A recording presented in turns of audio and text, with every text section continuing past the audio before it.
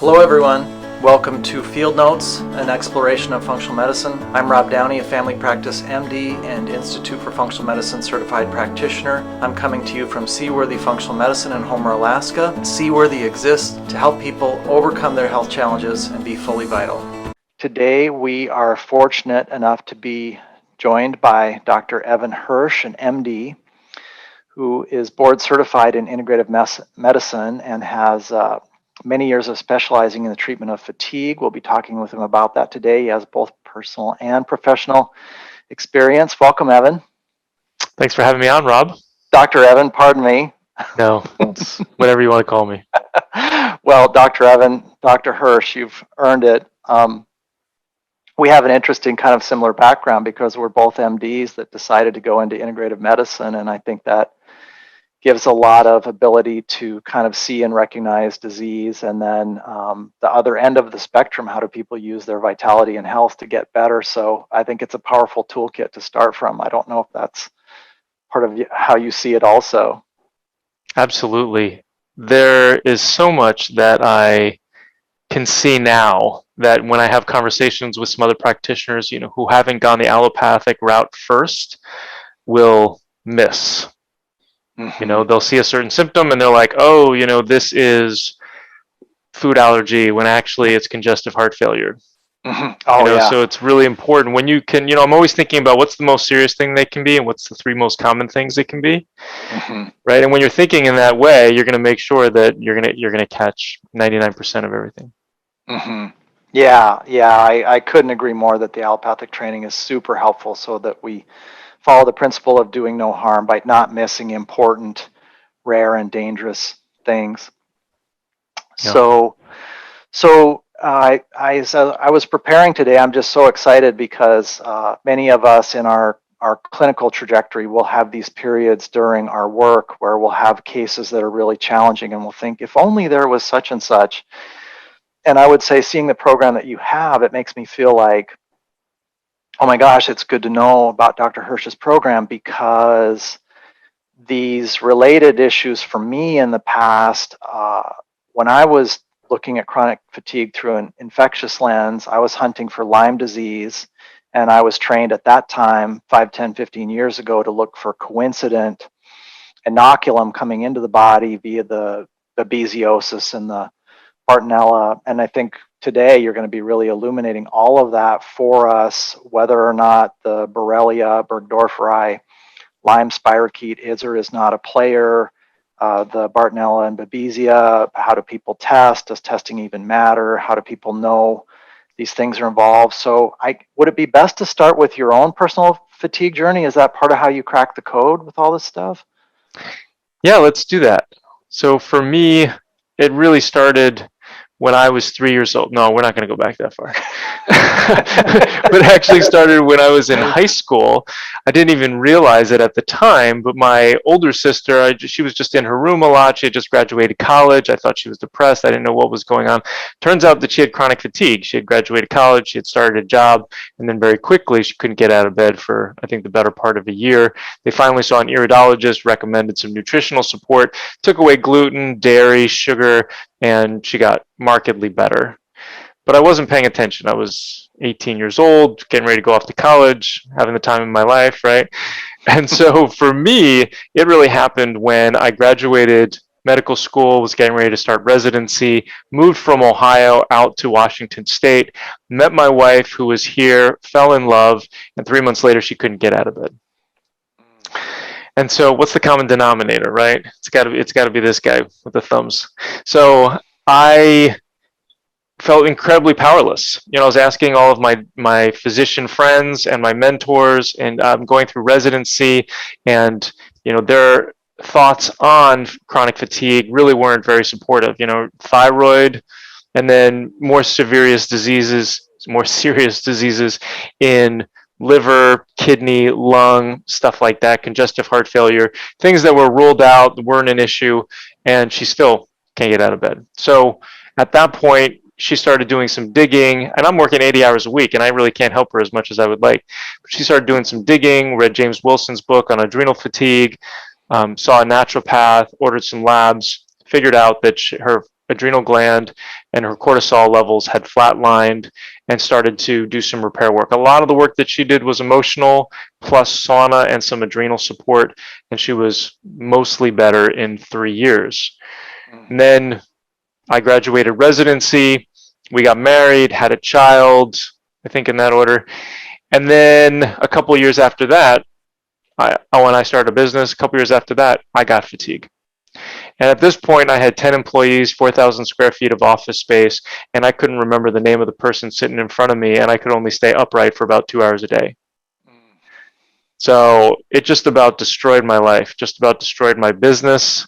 I had to keep hiring people to do my job, and then they would leave after I would train them, and then I had to keep hiring more. And then I couldn't help out at home. I felt a lot of shame and a lot of frustration and a lot of guilt because I couldn't play with my new daughter. I couldn't help out my wife, who was just getting over her fatigue. It was really hard on our relationship. But I finally committed. Yeah, totally intense. And then I wasn't a good patient. I wasn't, yes, I was gluten-free, dairy-free. I was already practicing functional medicine, but I wasn't really taking care. I wasn't taking supplements. I wasn't examining what potential causes there were. And then one day, light bulb kind of went off and said, you got to deal with this. And if you just find all of the causes, then you're going to be successful. And so I started reading and going to conferences and learning everything that I could possibly learn about fatigue. And every single time I would learn a new potential cause, I would add it to my arsenal and see whether or not it bore fruit with the population that I was dealing with and with myself. And I found that I had 30 out of the 33 causes that we look at. And one by one, I would work on those causes, pull those nails out of the bottom of my foot, and now I feel great. So that became my life's mission. It's why I wrote a book and why I'm on a mission to help 1 million people resolve their fatigue. It's so exciting. It's so exciting to me because it's the number one diagnosis in my clinic. And a bunch of the cases that resolve well in my clinic are straightforward, sort of archetypal subcomponents of what you're describing. So there's the adrenal overdrive or flatlining and need for thyroid optimization and really eyes open kind of engagement of lifestyle. I would say, though, those folks that I take care of that are more severe at the beginning or they don't improve, then I start thinking about human herpes virus 6, Babesia, Bartonella, et cetera. And it sounds like it's going to be really important for you to illuminate today for all of us. How do people know that's what's going on? Is it an empiric diagnosis based on lack of improvement? Is it testing? Back when I used to test for Lyme disease through IGeneX, it was a little bit overwhelming, just this myriad of findings and even how to interpret them to look for the Borrelia burgdorferi that was presumed to be, the primary culprit in Lyme disease. So I just can't wait to have you kind of explicate that for us today. Well, should we go there directly Yeah, or whatever you think is a sensible way for our audience. I just want them to benefit most from your wisdom. And like a lot of thought leaders, it'd be better if we had 3 days than an hour. So whatever you think's most important or the best sequence. Well, I think that probably we need to set the stage first and look at, what all the causes are. We can talk about the 4-step process, and then we can kind of jump into more specifics around how to assess these infections correctly. Good. Let's do that. Yep, we'll follow your lead. Okay. So let's start off with all these causes. I said 30, this number 33, and then all of a sudden everybody glazes over. They're like, oh my gosh, that's so much. Really, we can talk about it as like 10 categories or 10 different causes, and there's actually sub-causes underneath.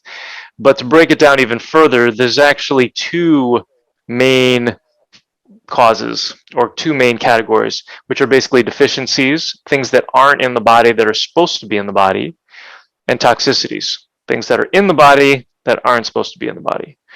And so when we look at these deficiencies, we're looking at deficiencies in hormones. So adrenal gland not working quite right, thyroid gland, the different sex hormones. We're looking at the mitochondria, which is the energy center of every cell in the body, produces about 70 to 80% of our energy that gets squashed by the toxicities. And I should say, big picture, is that these deficiencies are caused, most part, by the toxicities. Mm. So these toxicities, these bad things that are in your environment that you've acquired along your path of life, end up causing these deficiencies in hormones and causing this dysfunction in your mitochondria so you can't produce enough energy, and causing nutrient deficiencies, so not enough vitamins, not enough minerals. And then there's deficiencies in lifestyle habits, which is where you're the expert. Not enough movement, not enough water, not enough good food, not enough sleep, all those things that are so important as part of this process. And then the other deficiency we look at is neurotransmitter deficiencies. So but once again, caused by the toxicities, where you don't have enough serotonin, enough dopamine, enough other neurotransmitter that is going to keep your mood good and your energy good. So that's the deficiencies. Any questions before we jump into the toxicities? No, that's good. So then the toxicities, we're talking about heavy metals, chemicals, molds, infections, allergies, negative emotional patterns, and electromagnetic fields. And you're going to hear me repeat that over and over again as many times as I can throughout this talk, throughout this interview, because I want you to kind of get in your head how important those things are. And this is one of the major takeaways from this talk is if you still have fatigue, you feel like you've addressed everything, you haven't. You either haven't found all the causes that you have, like all of them, or you found them, but you haven't fixed them. Because it's really very kind of crystalline. I love it because it's a very crystalline algorithm, right? So it's one of those navigational aids which takes a bunch of the complexity and muddiness out of the water, and it sort of then feels like, oh, okay, now I start working the list. I presume that's what people who do your program do. They feel this sense of encouragement and excitement that if they engage, they can make headway and get full recovery. Exactly. If you're overturning every single stone, you're going to be successful. There's probably causes out there that we haven't figured out yet, and all sorts of permutations and whatnot. But for the most part, we're going to get 90 to 95% of all the causes that are known, and that's a lot more than anything that I've seen out there. So that's why I really pride myself on the comprehensiveness of this program. Yeah. And just to kind of dive in a little bit on those toxicities, just to give people some numbers, like heavy metals, there's 100,000 pounds of mercury that's dumped in our water every single year. 70% of all lipsticks have lead in them. We're looking at chemicals, 84,000 different chemicals we're exposed to on a regular basis. Most of those haven't been appropriately evaluated by government bodies or other scientific bodies with warning labels. And, some of the stats are women specifically, especially because of the toxicities of cosmetics, women are exposed to about 500 some odd different chemicals before they leave the home in the morning. For men, it's about half that. And then we're looking at molds. About half the buildings in first world countries have water damage, and most of those are growing mold, which is a huge problem that most people are like, nah, I don't have any mold. And then I'll ask them the question about, well, have you ever had a roof leak, a basement flood, a busted pipe in any home that you've ever lived in? And they'll say, nah. And then they'll come back later and they'll be like, you know what? Every single year in Alaska, it flooded that basement, and I didn't think about it, but it was pretty musty.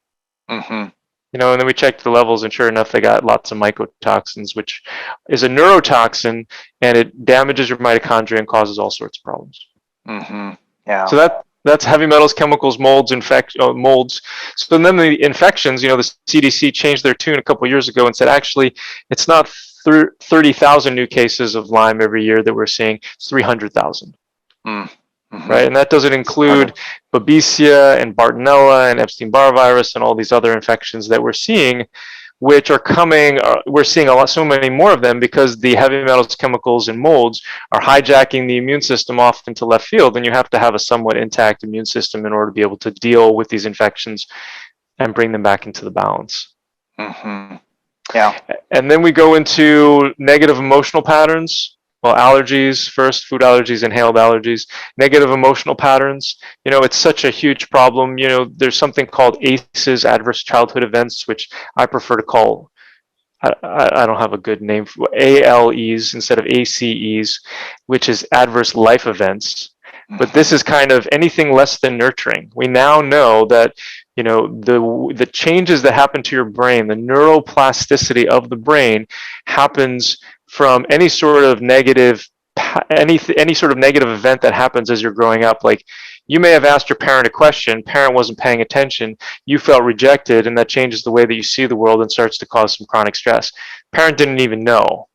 You know what I mean? So we have to retrain our brains. And so we have a big component in our program about dealing with resetting the nervous system, resetting the limbic system. And then the last part is electromagnetic fields, which is dealing with, any sort of toxicity, these invisible rays that come from anything that has a battery, whether it's 4G, 5G, 6G, whatever it is, Wi-Fi, Bluetooth, all those things that are damaging our DNA and causing problems. So that's the big list. And now I'll break and see if you got any questions for me. Well, I think it's a great moment to just pause and thank you for the map, because so many of our audience, I'm so struck by, I'll just speak for myself, but as a physician, I was late to the party of functional medicine. So I went to med school and residency, and I did the conventional medicine, and I would see these cases that didn't improve, and I kind of treated them like they just came out of the clear blue sky. And now that I know the root causes, I feel this sense of self-determination for myself. And then I see my functional medicine patients over and over again. Once they have a map, they're kind of the first to the party. They just say, I knew there was a root cause or root causes. And so given that you've mapped it for us, that's half the empowerment right there. Yeah, absolutely. And what's important is also to not be overwhelmed by this list. People are like, oh my gosh, I got to look for mold and heavy metals and whatever. If you look for one of these things every month, I mean, when people jump into the program, they can tell a lot from the symptoms. I've found that 75% of all of these causes can be determined by symptoms alone.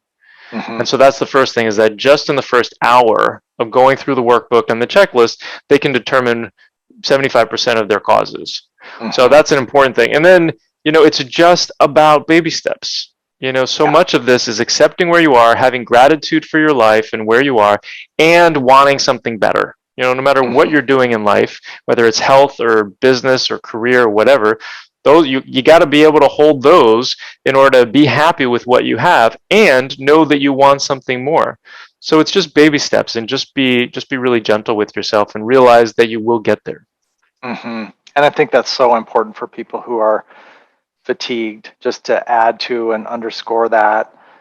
And I want them to take hope from the feeling they have as each step comes into the light, or they take a step and they get part of what they want. I'd really like for them to stop projecting to,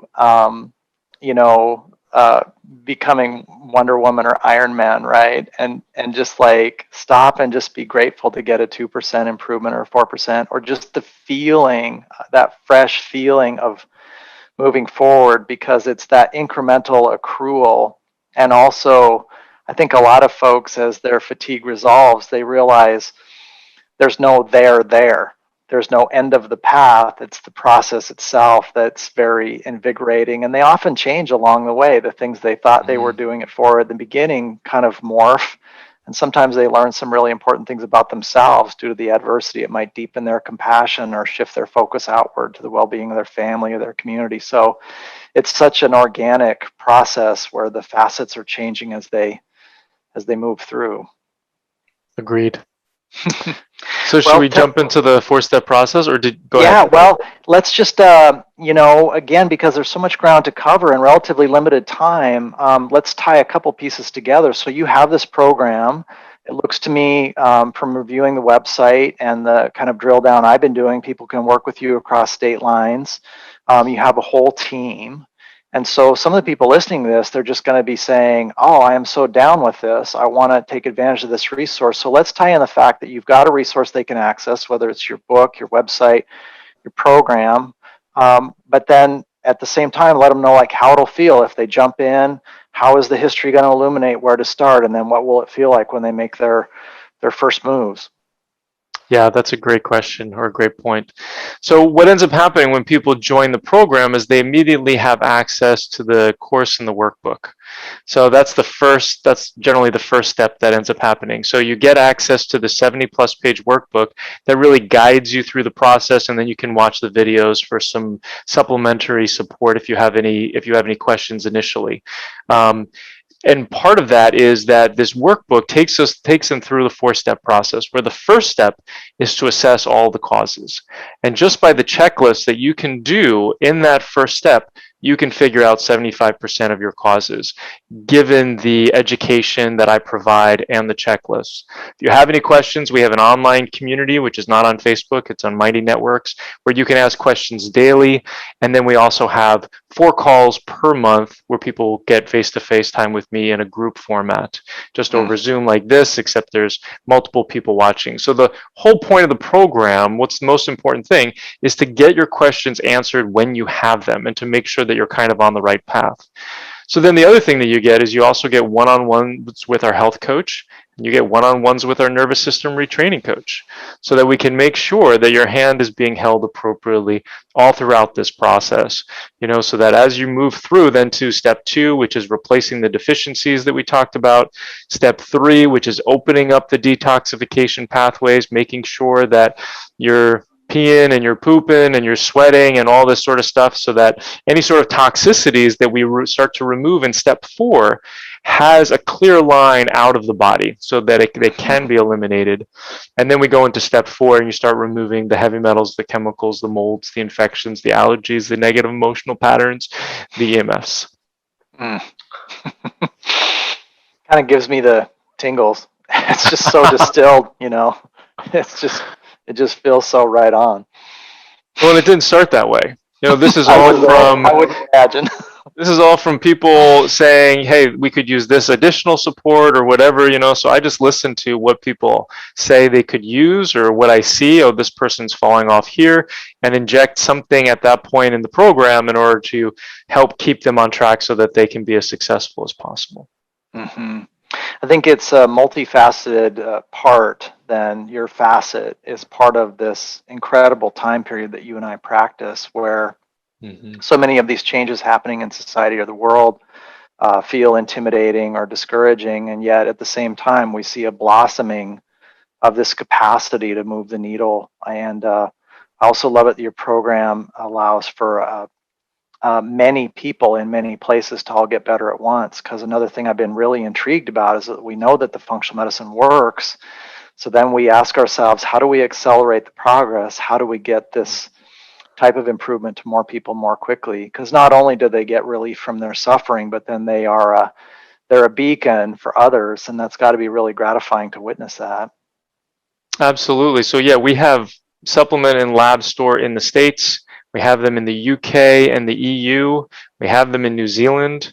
So it's kind of like I've been able to set up, fortunately, partnerships with a lot of different companies in order to provide what's needed in these different places. Mm-hmm.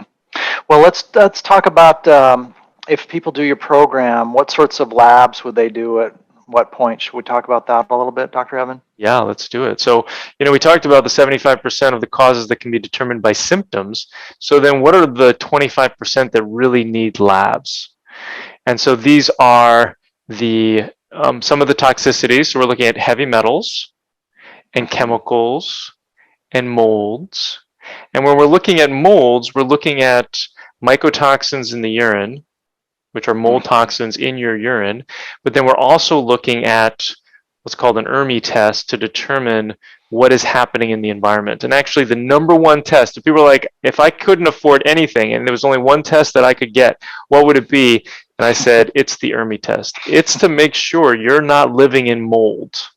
It's the most important thing. It's not a perfect test, but it's the best thing we got. And then the second best thing is those mold plates that you can pick up at Lowe's or Home Depot or wherever. So those are the major ones, and then there are some deficiencies that you really need some blood testing for. They're not the most important, but they can be supportive. So if you're looking at B12, if you're looking at iron, if you're looking at thyroid, but that's about it. And do folks end up doing cortisol profiles with your team? Does that end up being necessary, or does that kind of fix itself as you go? Not so much. So what I found is that everybody who has fatigue has adrenal gland dysfunction and mitochondrial dysfunction. Mm-hmm. So just take that support. Mm-hmm. Since You know, everybody's got it, just go ahead and treat it. Exactly. Yeah. Yeah. When you get to a point where you've seen as many people as I have and you've kind of seen those patterns, you're shortcutting things because you're like, I know that this is what I'm going to be seeing and this is how it's going to end up. So let's just save you some time and energy and just give you what you need. But we do go through and people can check off the symptoms that they have, if they're go from a sitting to a standing position and they get lightheaded, they're craving sweets and salty foods, they can't walk past a bag of potato chips without wanting to reach in, if they're having a hard time getting up in the morning, their sleep is off, there's a lot of these different symptoms that we look at. And one of the important things in looking at all of those symptoms is that I always say, besides fatigue, if you have a certain number of these symptoms, then it's highly likely that you have this particular cause. Because if I said fatigue, everybody, that's their main reason why they're coming to see me. And so it's important to discern what other symptoms do they have besides fatigue. Mm-hmm. Yeah, absolutely. So in terms of questions our listeners may have at this point, I'm sure people ask you all the time whether they need to be checked for the Lyme disease organism, Borrelia burgdorferi, particularly if they've spent time in an endemic region. And would you comment on that? And then the Bartonella and Babesia, how people know whether those things are or aren't present and what to do about them? Absolutely. I love to talk about those guys. Infections are so common because of what I've talked about. The heavy metals, chemicals, molds, and negative emotional patterns that people have will hijack the immune system, and then the infections become opportunistic. As a human organism, we're actually 90% bug cells and 10% human cells, right? People are like, oh my gosh, that's so disgusting. But the reality is we have got this beautiful balance with these bugs that gets upended by a number of things that I just mentioned. So in terms of diagnosis and figuring out whether or not you have an infection, if you have chronic fatigue, it's very likely, but you can really do it by symptoms. If you're looking at what's called a serology test, or you're looking at the immune system's reactivity to the bug, guess what that relies on? It relies on an intact and functional immune system.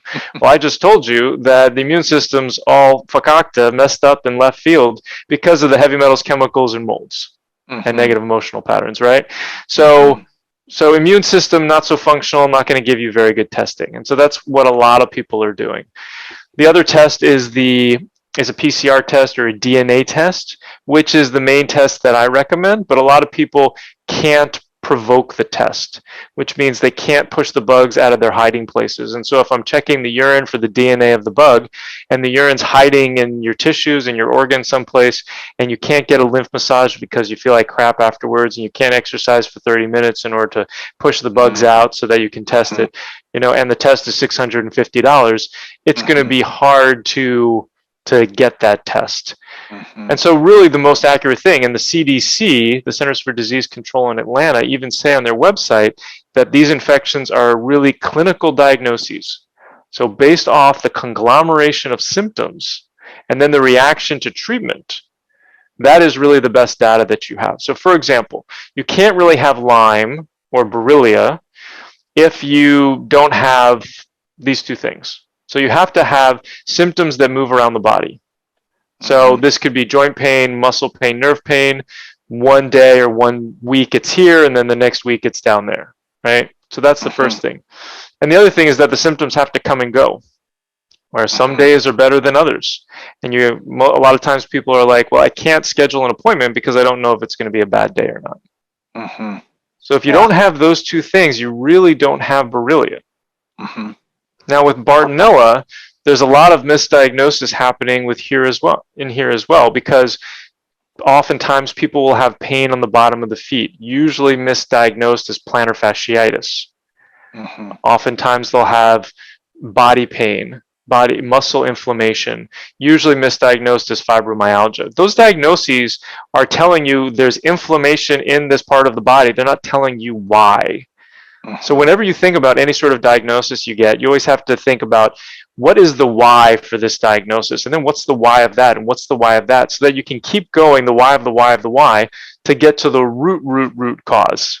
Right? Maybe that should be my new tagline: the root cause medicine or whatever. So when we're looking at Bartonella, it's this conglomeration of symptoms where you got pain on the bottom of the feet. Oftentimes there's muscle cramps, and yes, they will go away if you take magnesium or potassium or drink more water, but in reality, it's still usually from Bartonella. There's the body pain I talked about. There's usually headaches, sometimes migraines. There's problems falling asleep and staying asleep. There's anxiety and or depression. There's thyroid issues. There are Bartonella striae, or looks like scratch marks or stretch marks, and you haven't had any weird fluctuations in weight. There's joint pain, usually one joint. Sometimes it's in the knee, sometimes it's in the hip. So those are kind of, and you don't have to have all of them. You have to have like 3 of them. But you know, the pain on the bottom of the feet, or burning on the bottom of the feet, or sometimes it's just when you get out of bed and you're walking around, you want to be wearing slippers because your feet are so tender. Yeah. So a lot of those you should be thinking about, well, maybe I have Bartonella, you know? Yeah, helpful. And then with Babesia, some of the symptoms associated with that, it's called the North American malaria. And the reason why is because sweating is a very common symptom. You're usually the hottest person in the room, where it might be 30 degrees outside and you're shoveling the driveway in a t-shirt. Or you're always telling people around, like, is it hot in here? Like, I'm 30 years old. Like, I'm not supposed to be in menopause, right? Yeah. Or if you've been through menopause, you're like, this is different than menopause. And it's cyclical. Sometimes the sweating is cyclical, and sometimes the heat is cyclical as well. Some people have it all the time. Sometimes it's cyclical, where once a week or once a month, all of a sudden you're sweating a whole bunch. Sometimes it's during the day, sometimes it's at night. And it's spontaneous. It's like, bam, all of a sudden you're sweating. Now, unfortunately, these people have really awful sleep usually. Hard time falling asleep, hard time staying asleep, worse than Bartonella. And they'll have really awful mood issues. So anxiety to the point of panic and panic attacks, depression to the point of suicidal thoughts.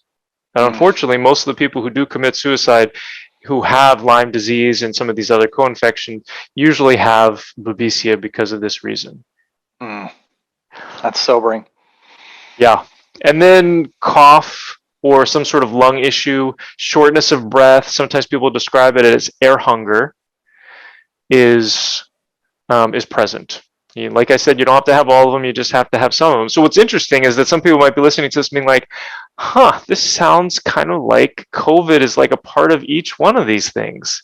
And what's really interesting is that that's been curious for me as well, because we've started treating COVID in long haulers or long COVID, whatever you want to call it, or post-acute sequelae of COVID-19, where COVID, it could be the symptoms are actually being caused by COVID, or it could be COVID is operating as a biofilm disruptor.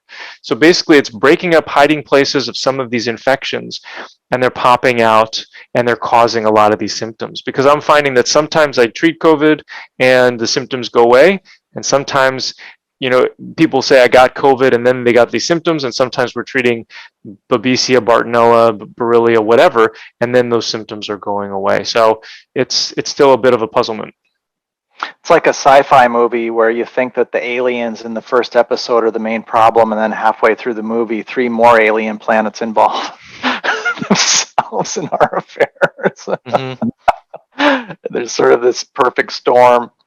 So do people need antibiotics to kill these organisms? Do they just need their immune system to reboot? So you need to reboot the immune system for sure and remove the heavy metals, chemicals, molds, and negative emotional patterns.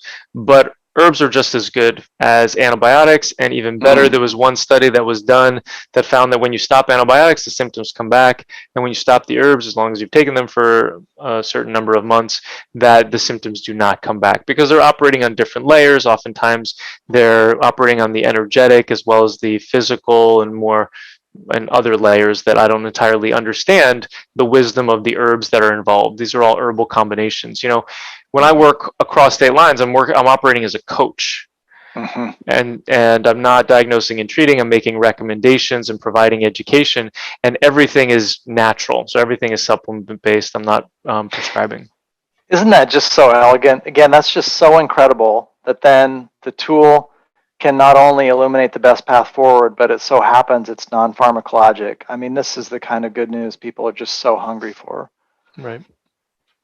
Yeah.